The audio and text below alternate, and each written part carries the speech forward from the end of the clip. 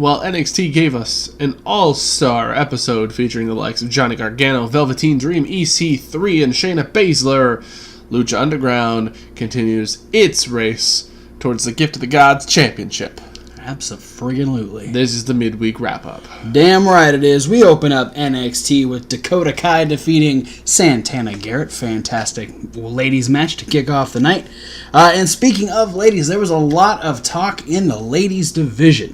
First off, Shayna Baszler coming out and saying that she is the most dominant force of this division has ever seen. The fans immediately chanting for Asuka. Animal couldn't take it.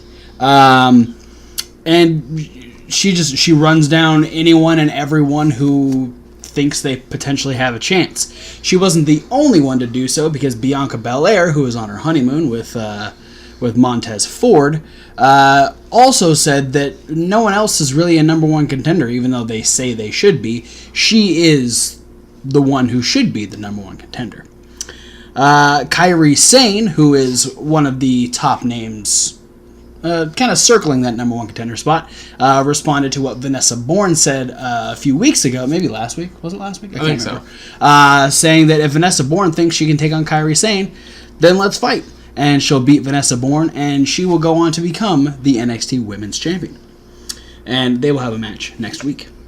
Speaking of next week, Danny Burch was giving us an update on Oney Lorcan when he was then interrupted by the Undisputed Era. All four members, Bobby Fish, walking around without no knee brace, no crutches, no nothing.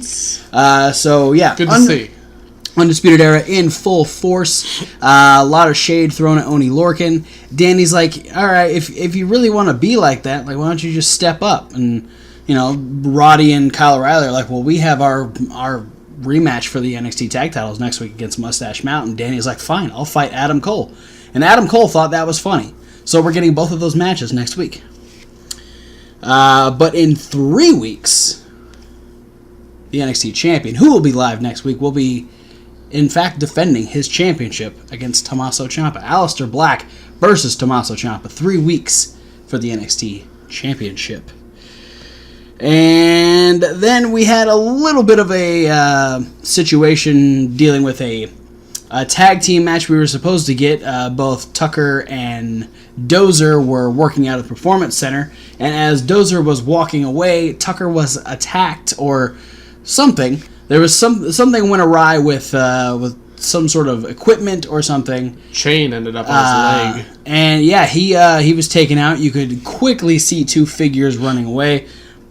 Most people would deduce that was, in fact, the Mighty. So Dozer decided to go it alone rather than just pull out of the match. He went into a handicap match against the Mighty, and the numbers game was too much for Big Doze, and the Mighty defeated Dozer. A very game Dozer, though. Oh, yeah. No, he took charge through most of the match, but numbers game was just too much. Fantastic match. Velveteen Dream defeating Chris Dijak with a big old twisting DDT.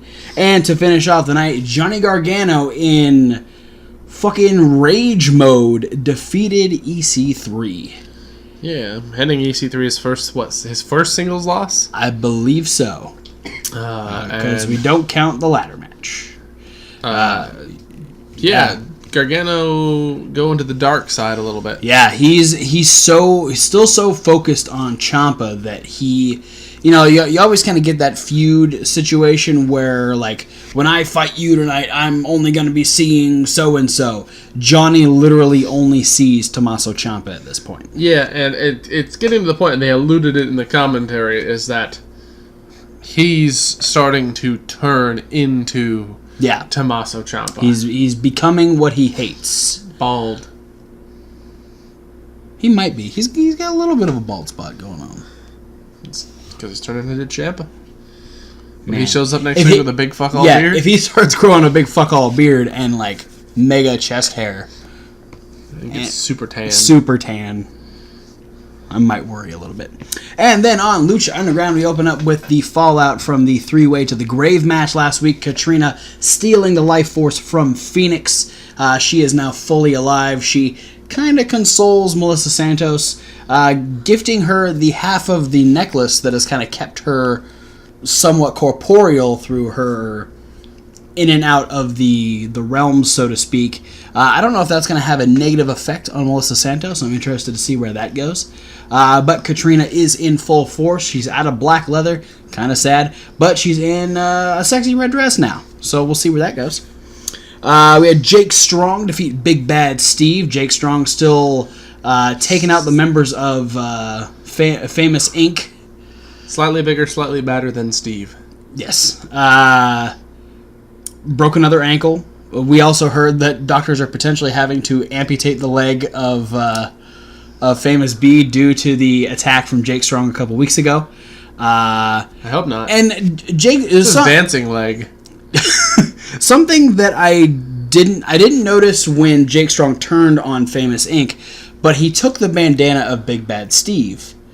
And Vampiro noted, he's taking another thing from his opponent. I don't remember seeing him take anything from Famous B or anybody. I want to go back and watch the match and see if that actually happened. And if he's like collecting trophies from the people that he's hurting. Potentially. Kind of an interesting idea. Then we get a big old boost in where we're going with these Aztec medallions because we had Antonio Cueto talking with King Cuerno. King Cuerno kind of giving him the runaround about where the gauntlet is. Because we heard him tell Katrina that he gave it to someone who we don't know where or when it might be. Aerostar. Yeah, pretty much. And Cuerno told... Thanos. Yes. Oh, God, no. It's going to have the infinite gauntlet on one hand and the gift of the gauntlet of the gods on the other hand. He's unstoppable. I mean, he already is, but I mean, he's even extra unstoppable. He can't even stop himself. Oh God! There, he killed the LOD and Vader. Too soon. I was gonna say it wasn't that hard because only one of them's still alive. But moving on, Cuerno kind of tells Cueto that someone stole the gauntlet from me. I don't know where it is, and Antonio's like, okay, maybe you'll cooperate a little bit more if I give you an opportunity to win the medallion of your tribe. And not only that, but I'll have you face Chavo Guerrero for it. Before their conversation was over, Cage walked in. Cage, who also wants the gauntlet, kept giving Cuerno side-eye, but also told Cueto, you saw what I did to Pentagon last week. I should be getting a title match. He's like, no, you have to earn one. So next week, we will have Cage trying to win a medallion himself, and he'll have to face Mil Muertes. Good luck. Big boy fight. Then we had a mixed tag team match where Worldwide Underground members Johnny Mundo and Taya defeated Daga and Cobra Moon of the Reptile Tribe. With a little bit of help, PJ Black fucking kicking Cobra Moon right in the back of the head. Vibora came out and destroyed the entire Worldwide Underground, sans Jack Evans, because thank God he wasn't there. And then Cobra Moon made it very apparent that she wants Johnny Mundo to call her his queen. Yeah. Because he got the fuck out of the ring while PJ and Taya were still being... slithered on. Yeah. Essentially. The Reptile Tribe essentially made... Taya and PJ hold themselves down. Yeah, they were crossing their arms over each other's throats. Yeah, it was an interesting tactic. And in more interesting tactics, we had the first ever sacrifice of the gods. Poor Mr. Pectacular was the first sacrifice to Matanza, who now has a revamped basement with a human punching bag. Yeah. And not so fancy lights, but fancy god lights that give you just a little bit of a look at what he's got going on down there. And the awesome new power to blink people out of existence. Yeah, because Mr. Pectacular fucking disappeared. Gone. The temple insignia ate him. Sad day. He'll just have to go back to TNA. And then in the main event, King Cuerno defeated Chavo Guerrero to earn his tribe's Aztec medallion. So now we have 2 Aztec medallions spoken for. We have another match next week for the 3rd. I believe Cueto said that the medallion for the Cage Muertes match is Muertes' tribe. Muertes' tribe. Yes, it is. Muertes definitely has a stake in that, but with the with the scene that Cage made at Pentagon's expense last week, he's definitely gunning for that as well. That is it for what all that happened. What did you like about the midweek? I'm going to go with that mixed tag match, intergender tag match, whatever you want to call it. It's good. Worldwide Underground versus the Reptile Tribe. It's Cobra Moon has definitely gotten better since her debut in Lucha. It helps that Taya and Daga are like best friends. Yeah. And they've traveled through Mexico and a bunch of other places together, so they know each other very well. And Johnny can really get in there with pretty much anyone and put on a fantastic show. So yeah, a combination of 4 very good talents. I'm very interested in this storyline as well. It's cool because we haven't really had like tribe on tribe warfare, so to speak. Yeah. The Reptile Tribe has been kind of the first big like, we're gonna take this place over type of thing. Mm-hmm. So it's cool to see that, and then just a solid tag team to I'm really interested to see if they ever end up with like having like a big Atomicos match where you'd have like I definitely think if we're gonna get that, it's this season. Drago, Vibora, Daga, and Cobra Moon versus maybe Johnny, PJ, and then either Jack Evans or Ricky Mundo and Taya. Yeah, I could, or if Pindar shows up this season, they could totally make it 5-on-5. Yeah, they absolutely could. I honestly wouldn't be surprised seeing that be, maybe we have the first ever, like a Cybernetico type thing in Lucha Underground. Have that be a thing for a War Games-esque type match, perhaps. Yeah, for Ultima Lucha Quattro. Unless they call it something different, probably not. I'm definitely into that idea. Oh, what did I like? I like Dakota Kai versus Santana Garrett. It's a good match. Santana Garrett. I'd like to see her on TV more often. She's still on that indie scene though. But it's cool when she comes in and then putting her against someone like Dakota who's working her way up the roster right now is this is a solid match. Good way to start it off, and just great chemistry between both of them. I'm sure they face each other a ton of times. They work a lot of the same places, so, or at least before Dakota got signed. Fantastic way. It's always good to start off with the ladies because when you get a match like this, it's like this.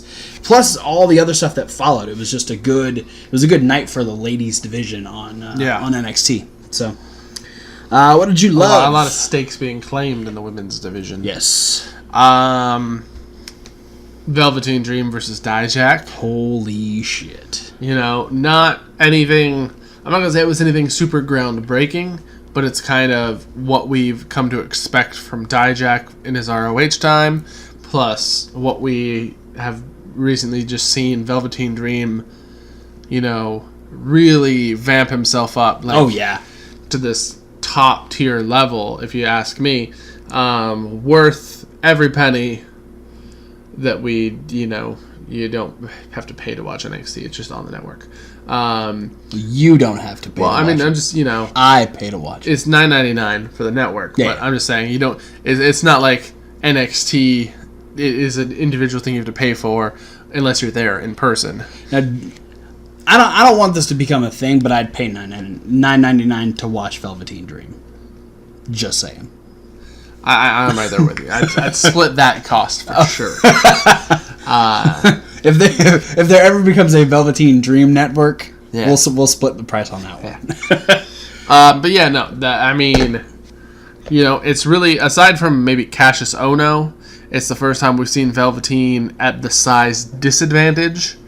Yeah, and he showed it how he's able to work the size advantage in his favor, and now he shows him how he's able to work the fact that he's super athletic and super smart in his favor. So he doesn't have to be the big guy to get the advantage over people. And I think what I really liked about that match in particular was this episode of NXT maybe in its entirety, it seemed like the volume was up a little louder. Yeah. Because Chris Dijak was he was trash talking. Yeah. A lot. and it was cool. It's just pretty much just telling Velveteen what he's gonna do to him before he does it, and it's That's just calling spots, bro. Shut up. You killed Hawk. All right? That's Animal. Hawk's No, I mean you up. killed Hawk. I'm gonna put Animal back. Animal's fine. Alright. Animal's not fine. Animal's taking a nap. What about you? What did you love? Oh yeah, that thing that I gotta do. Just double checking here. Yeah. I love vicious Johnny Gargano. Yeah. I mean, him and I love the fact that it started off. You've still got intense Johnny Gargano, but at the beginning he's just kind of annoyed, and he's just like, all right, I'm just gonna fucking end EC3. And EC3 gets that, like, he had a moment where he had Johnny down. He's like, you can't come at me like that, Johnny. I'm not Ciampa. And it's like, that was probably the fucking turning point where Johnny's like, oh, bitch, you're gonna be Ciampa. And then just watching Johnny do the regular Johnny thing, but then having that flipped switch moment where he just, like, looks at EC3, and EC3 is like, oh, shit. Like, EC3 got really nervous, and then Johnny just fucking unloaded on him. Yeah. And I love this transition that's happening. I've kind of thought that I kind of think I know where this might go, but now I honestly think there might be a chance that by the time we get to the ultimate end where I think it's going to go, Ciampa and Gargano are going to flip roles. That Ciampa's going to be the babyface, and Johnny's going to be the heel. Yeah, I mean, to a degree, that would have potential, but I think where Ciampa is now, they would have to wait a long time to have a blow-off where the fans are going to actually cheer Ciampa. Oh, yeah. Because he, right now, might have the absolute most heat Probably. in NXT. Absolutely. Maybe in the company.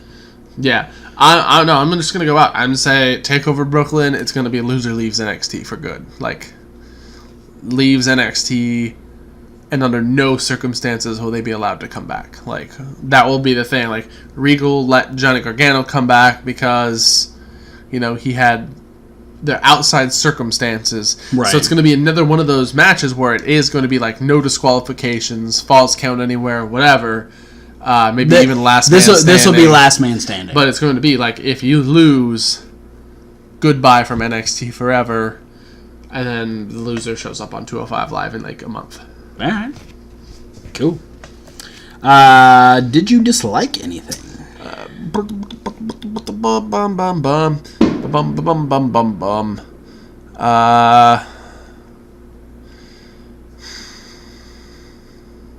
be real. But it's something I don't have to worry about ever again, it seems like. Okay. I just really, really dislike the name Mr. Pectacular. Oh, yeah, no, it's fucking awful. Yeah.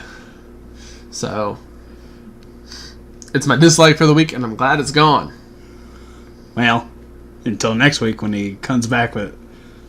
he comes back as one of those, like, the like Sinestro de la Muerte or whatever. Yeah, Mil Muertes' little, like... Underlings. His little Skeletor crew. I mean... Yeah, if he's Mr. Spooktacular, it'll be fine. Oh, no. That'd be worse. I think that'd be worse. Oh, man. Yeah, I didn't dislike anything. I don't even think I'd do... I don't know if I'd do anything different. I really liked Shayna's promo. I liked all the backstage stuff. I'm kind of interested to see if they took Tucker out because he was like busy, or if it's just storyline stuff. Here's my deal. I think the Tucker thing is a swerve. Yeah. Not like a big cast swerve where he like injured himself or like faked his injury, but I think it's going to be one of those things where, and it's probably going to happen again next week or the week after to like a different team, Like maybe the Street Profits are back, and maybe Montez gets taken out before, and it's going to be in a match like, Street Profits are going to go against the Mighty. One of them gets taken out, but it's going to be like a different team. It'll be like the War Raiders. It'll be somebody we don't expect. Ooh, that's a cool idea. Or a brand new team. It's going to be something like that. I like that idea. That'd be cool. Yeah. The Mighty are just taking taking responsibility for it and taking the glory of taking out tag team members. I like that. That's a cool idea. Yeah, and that could end up coming full circle too, because say if the Mighty start actually taking credit for it, then when the team debuts, they can be like, no, we're the ones who did it, and now we're gonna take out the Mighty. Yeah, I like that. Happy 5th of July, everybody. Revenge of the 5th. No, that's a different month. I really enjoyed the entirety of the midweek like I usually do. It's hard to dislike Wednesdays. Yeah. That's why I really like Wednesdays. It's a good day we end on. Yeah. We start with stuff that we don't get to watch, then the first thing we watch is not always that great, and then SmackDown and 205 Live get a little bit better, and then we cap it off with NXT and Lucha Underground. It's like more bars in more places. Hell yeah. Don't get to see it. Don't always like it. Usually like it. Always like it. Yeah. Yeah. We just move on up through the wrestling to the east side. Well, NXT is on the East Coast, but Lucha Underground's on the West Coast. Now I'm confused. That's true. I'm just gonna end the video. You're easy to confuse, though. So that's true. Thanks for watching, guys. Don't forget to like, comment, and subscribe. Click those links down below. There are so many social media links. Yes, there are. There's also a podcast link. That's the one that says SoundCloud. Is it? Yeah. Cool, because you get this and all of our regular reviews in podcast form. Sometimes you get other stuff. Wow. This is the first time you get explosions in podcast form. No, we did an episode on 4th of July last year. I don't think we were doing. Well, we might have been doing. I don't remember. There's also Reasonable Wrestling Fans. It's reasonable. The W. Wow.